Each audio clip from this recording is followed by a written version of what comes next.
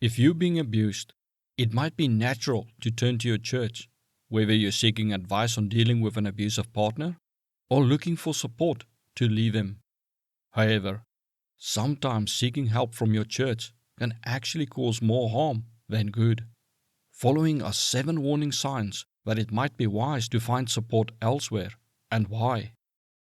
A massive concern is if your abusive partner is good friends with a church leader, such as them frequently socializing together, them doing favors for the church leader, or them frequently having personal conversations.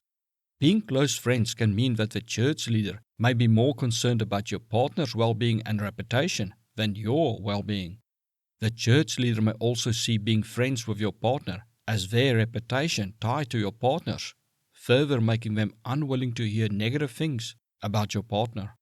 The church leader may become a character witness for your partner, which can cause your claims of abuse to be dismissed.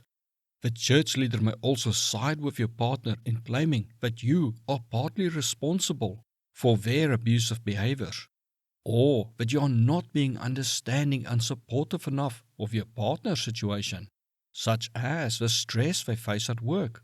Even if they seem to be supportive, they may still prioritize your partner's best interests and may pass on information to your abusive partner without your knowledge. This can ruin your escape plan, as your partner may find the funds you saved, destroy your documents you need and hid away, or sidestep legal strategies you had for divorce or custody.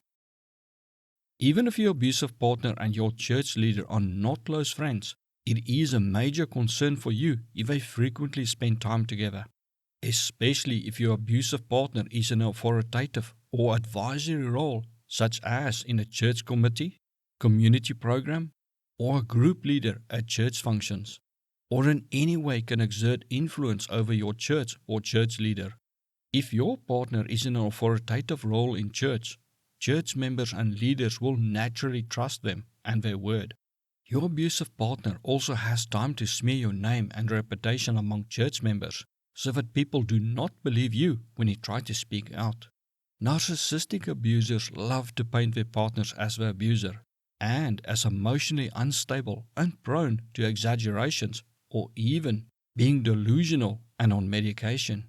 When you reach out to your church or church leader, your abusive partner may already have told them what supposed false claims you would make, which may cause people to refuse to believe you, even if you have evidence to support your claims. Even if they do believe you, your abusive partner may have enough power or influence to get people to decide to back your partner, or not help you to protect their own interests. The third warning sign goes with the previous one, and is when your abusive partner is highly active in church events, such as them always volunteering for church functions, or often making big financial contributions. Many people have a mistaken belief that if someone makes significant financial or time contributions to the church or community, then they are benevolent and a good person. People will then automatically assign other attributes they believe a good person has to your abusive partner without your abusive partner even needing to display these attributes. People may then believe because your partner is active in the community that they are a devoted and loving parent and partner.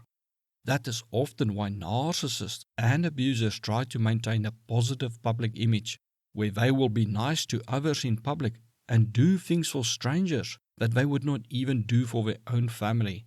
It is not because they are a nice person, but because they want to be seen as one and get their validation. But also, they know that when you try to speak out and tell people how your abusive partner is at home, people will not believe you, or they may try to find reasons for the contradiction in what you claim and what they believe about your partner. This can result in people claiming that you are overreacting, exaggerating things or lying to get attention, or that you are in some way angering your partner or causing them to lose control of their emotions and acting out.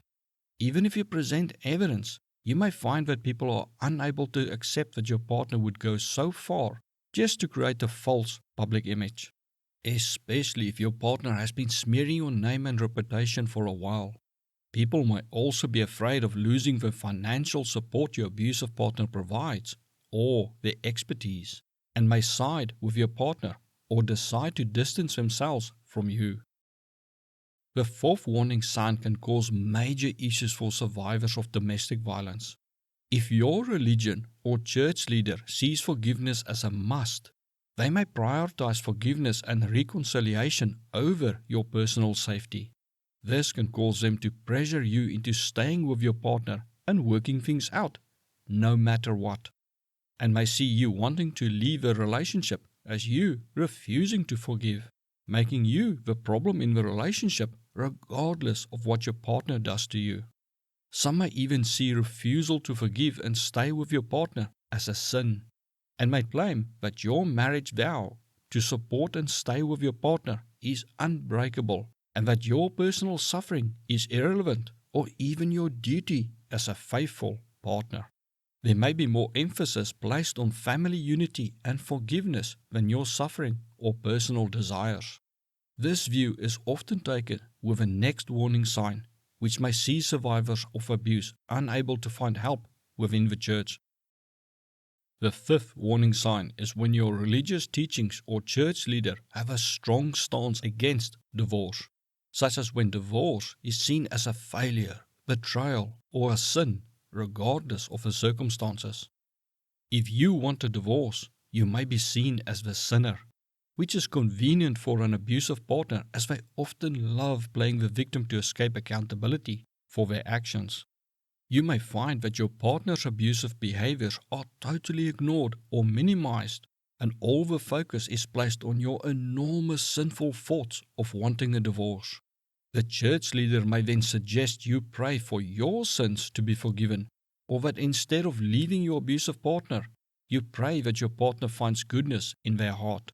You may even be told that you must ask forgiveness from your partner for wanting to leave them, and have to pray for the strength to deal with your partner's abuse, which some may see as your test in standing by your partner faithfully.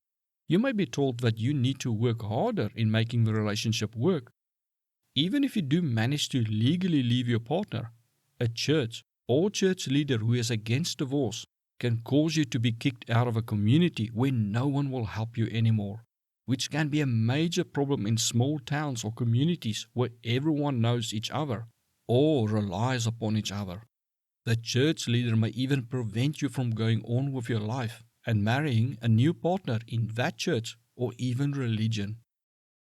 The sixth sign is in between not accepting divorce and placing excessive focus on forgiveness.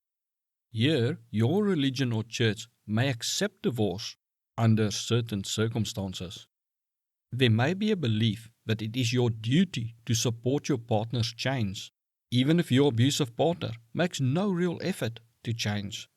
You may be expected to help them through their difficult time of addressing their issues, regardless of the impact on you and your life. This can make getting support from the church to divorce your partner extremely difficult, and even if you do, there may be the expectation that you will still help your partner and stay in contact, essentially being their emotional punching bag and putting your life on hold while they figure things out, no matter how long it takes. This can see you taking the blame for your partner not changing due to you not giving them enough support and understanding.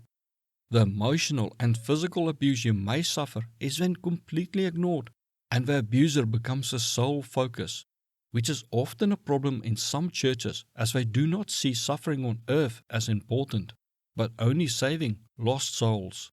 Thus, saving your abusive partner's soul may be more important to them than your suffering, even if your partner refuses to change. This setup can result in the abuse getting worse, as the abuser now has a get out of jail for free ticket for life by being able to blame their behaviors on you not making enough effort so they can change, or you leaving them and now they don't have the support they need to change. The last warning sign is not always easy to spot and may require some probing beforehand.